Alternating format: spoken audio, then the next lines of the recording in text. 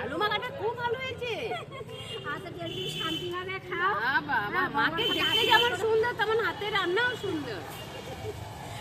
Please বন্ধুরা, আমার video যারা যারা দেখছো, প্লিজ তোমরা আমাকে একটু সাহায্য করুন এনাদের জন্য, এনাদের যাতে আমি রোজ খাবার দিতে পারি।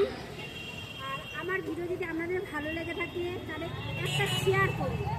আপনাদের শেয়ারের মাধ্যমে অনেকে তো চায় যে এনাদেরকে সাহায্য করবে। যদি আমার সাহায্যের হাত এনারা বাড়িয়ে দেয়